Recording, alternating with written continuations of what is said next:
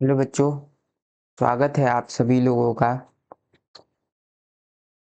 इस वीडियो में हम पढ़ने वाले हैं क्लास 9 का चैप्टर 2 रसायन विज्ञान। क्या हमारे चारों ओर उपस्थित द्रव्य शुद्ध हैं। इससे पहले वाले वीडियो में हमने देखा था मिश्रण, समांगी और विषमांगी मिश्रण क्या होता है। तो हम इस वीडियो का पार्ट 1 और पार्ट 2 को कर चुके हैं। अब हम करेंगे पार्ट 3। इसमें हम देखने वाले हैं निलंबन, कोलाइडी विलयन और टिंडल प्रभाव के बारे में। हमने पिछले लेक्चर में पढ़ा था कि निलंबन और कोलाइडी विलयन जो होता है यह एक विषमांगी मिश्रण होते हैं। उसके बाद आइए हम बात करते हैं निलंबन के बारे में। तो सबसे पहले देखिए निलंबन क्या होते हैं। तो निलंबन समझने से पहले सबसे पहले इसका हम लोग उदाहरण देखते हैं। जैसे कि एक पात्र में हमने मिट्टी लिया और पानी लिया। एक पात्र, मिट्टी और पानी। जब हम मिट्टी और पानी को एक पात्र में रखते हैं तो इसके कण आपस में घुलेंगे नहीं। इन्हें हम अलग अलग करके देख सकते हैं, इसलिए इसे हम लोग विषमांगी मिश्रण भी बोलेंगे। और वहीं हम चीनी लेते हैं और पानी लेते हैं। चीनी जो है पानी में पूरी अच्छी तरीके से घुल जाएगा। इसके वही कणों को हम अलग अलग करके नहीं देख सकते हैं, इसीलिए इसे समांगी मिश्रण बोलते हैं। समांगी मिश्रण बोलते हैं, ठीक है। लेकिन जब मिट्टी और पानी को एक साथ हम लोग घोलेंगे तो ये आपस में घुलेंगे नहीं। इन्हें हम आंखों के द्वारा देख सकते हैं कि मिट्टी है और ये पानी है, इसलिए ये हो गया विषमांगी मिश्रण। तो अब देखिए निलंबन की परिभाषा ये है, निलंबन एक विषमांगी मिश्रण है। निलंबन एक विषमांगी मिश्रण है जिसमें ठोस पदार्थ के छोटे छोटे कण द्रव या गैस में घुलते नहीं हैं। निलंबन में ठोस पदार्थ के जो कण होते हैं वह द्रव और गैस में घुलते नहीं हैं, ठीक है, बल्कि पूरे माध्यम में फैले रहते हैं। इन कणों को नग्न आंखों से देखा जा सकता है, ठीक है। उसके बाद निलंबन की मुख्य विशेषता यह है कि इसे कुछ समय के लिए छोड़ दिया जाए तो इसके भारी कण नीचे बैठ जाते हैं। तो जैसे कि हम मिट्टी और पानी लेते हैं, जब इसे एक पात्र में रखते हैं तो हम इसे नग्न आंखों से भी देख सकते हैं कि इसमें मिट्टी और पानी है, ठीक है। और पूरे माध्यम में जो पानी में मिट्टी जो है फैल जाएगा। और जब इसे कुछ समय के लिए छोड़ देंगे हम तो जो मिट्टी है वो नीचे बैठ जाएगा। इसके बाद हम देखते हैं निलंबन के गुणधर्म। पहला है निलंबन एक विषमांगी मिश्रण है, अतः यह पारदर्शी नहीं होते हैं। निलंबन जो होते हैं यह एक विषमांगी मिश्रण है, ये तो हम लोग जानते हैं। यह पारदर्शी नहीं होते, मतलब ये है कि यदि हम मिट्टी और पानी को घोलते हैं तो इधर आर पार नहीं देख सकते हैं, इधर से इधर तक नहीं देख सकते हैं। दूसरा ये है निलंबन में प्रकाश का मार्ग दिखाई देता है, अतः निलंबन कण प्रकाश किरण को फैला देता है। निलंबन जो होता है इसमें प्रकाश की किरण जब पड़ेगी तो हम प्रकाश के मार्ग को देख सकते हैं। अर्थात निलंबन जो है इस पर प्रकाश पड़ता है तो प्रकाश की किरणों को फैला देता है। तीसरा है निलंबन को छानकर पृथक किया जा सकता है।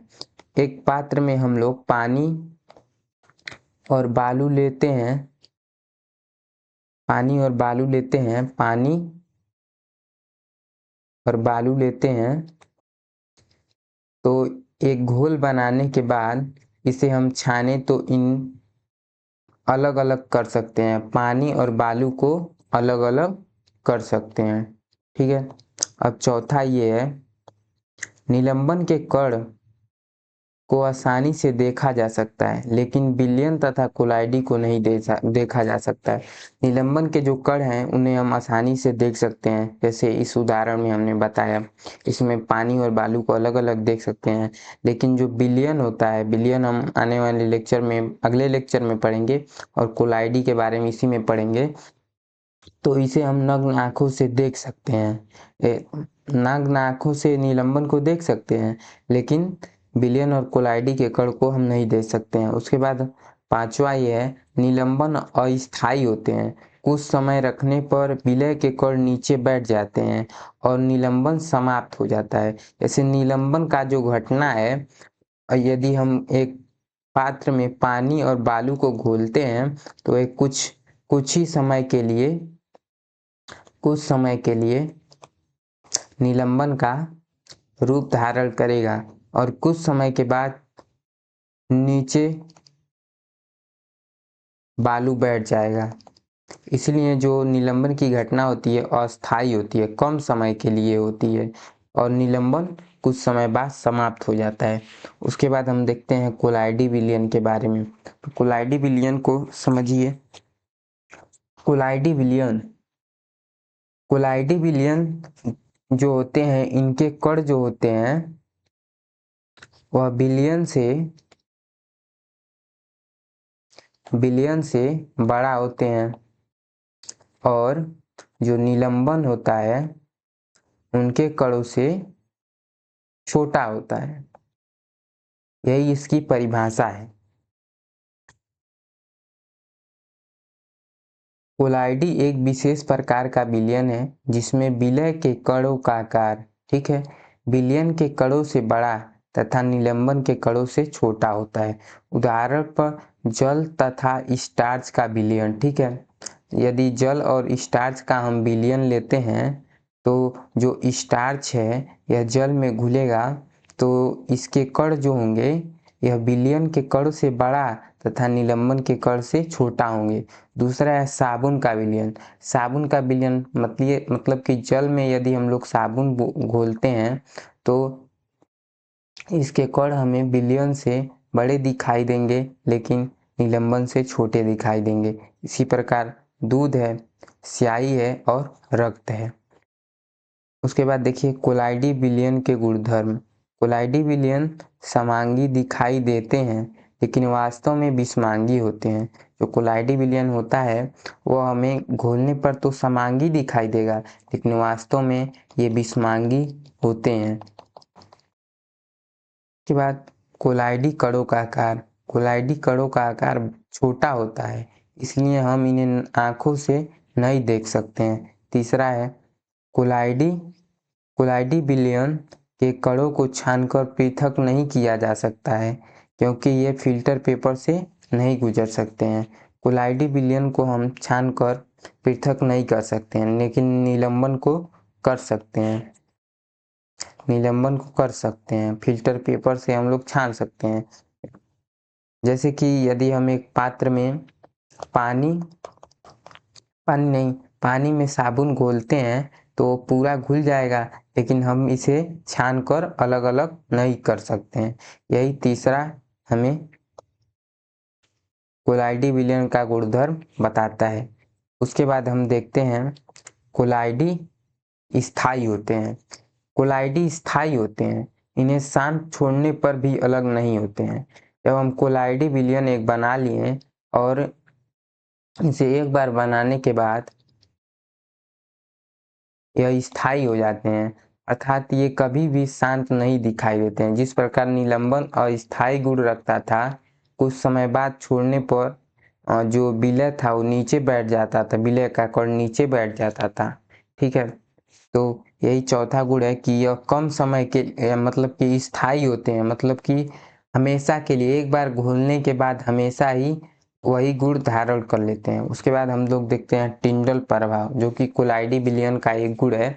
टिंडल प्रभाव क्या होता है तो समझिए। जब प्रकाश की किरण किसी कोलाइडी घोल बहुत महीन कणों वाले मिश्रण से गुजरता है तो प्रकाश की किरण इन कणों द्वारा बिखर जाने को टिंडल प्रभाव कहलाता है। इस प्रभाव के कारण ही प्रकाश का मार्ग हमें साफ साफ दिखाई देता है। मतलब कि हमने एक कोलाइडी विलयन बनाया और जब इस पे सूर्य का प्रकाश पड़ा तो क्या होता है, प्रकाश की किरणें जब इस पर पड़ती हैं तो प्रकाश की किरणों को बिखेर देता है। ठीक है, इसी को टिंडल प्रभाव कहते हैं। उदाहरण से समझिए, जैसे उदाहरण से हम देखते हैं, जब किसी अंधेरे कमरे में एक छोटे छिद्र से धूप आती है। जब अंधेरा कमरा एक होता है और खिड़की से अंधेरा कमरा ये हो गया, ठीक है, अंधेरे कमरे से अंधेरे कमरे से प्रकाश की किरण पड़ती है तो प्रकाश की किरण आती है बाहर, तो हम लोग देखते हैं कि इस प्रकाश की किरण में हवा में उड़ते धूल के कण प्रकाश का रास्ता दिखाई देता है। तो जब प्रकाश की किरण जब अंधेरे कमरे से गुजरती है तो इस प्रकाश के उजाले में हम छोटे छोटे कणों को देखते हैं। यही होता है टिंडल प्रभाव का गुण।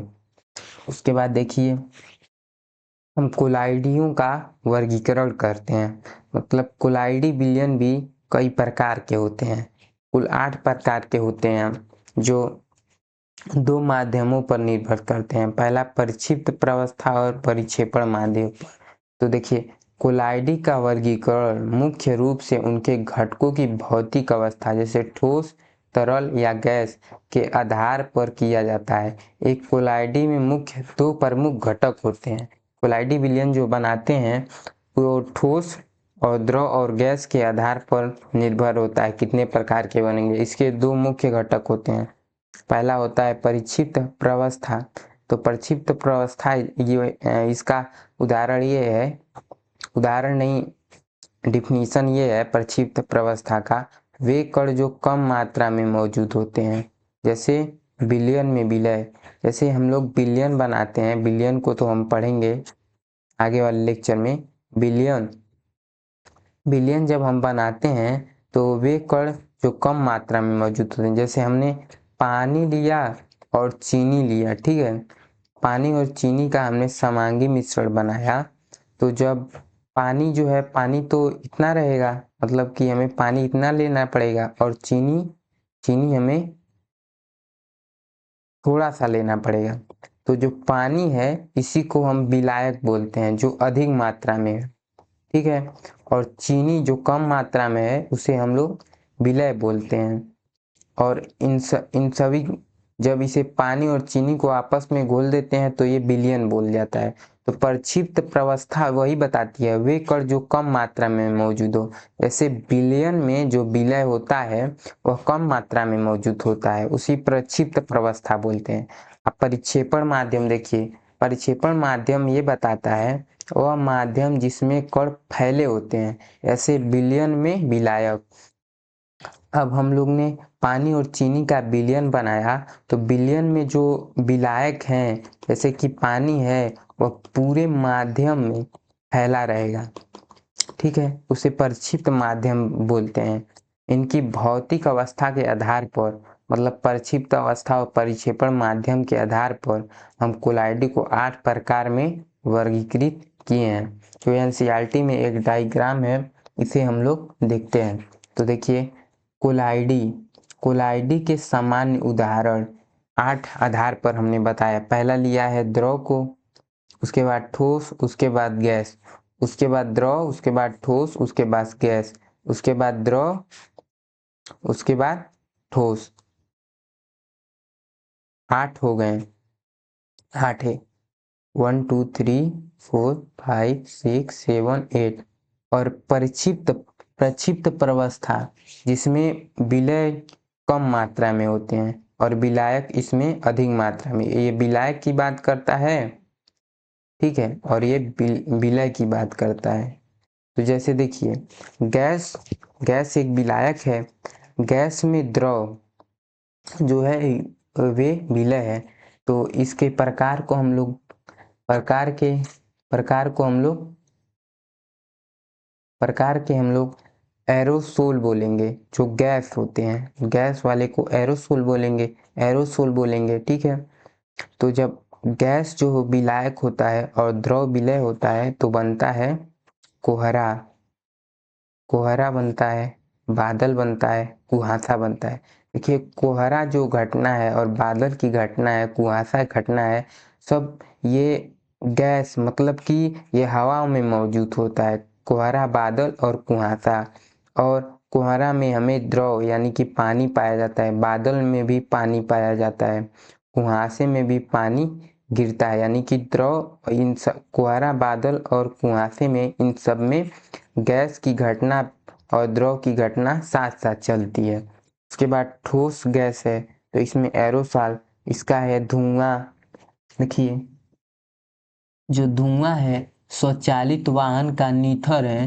तो इसमें धुआं में देखिए, धुआं जब बड़े बड़े फैक्ट्रियों से जब धुआं निकलता है तो ये गैस और ठोस, जो जब इन्हें हम देखते हैं तो इसमें कुछ छोटे छोटे कण होते हैं और ठोस के भी होते हैं, इसीलिए इसका उदाहरण धुआं और स्वचालित वाहन का नीथर है।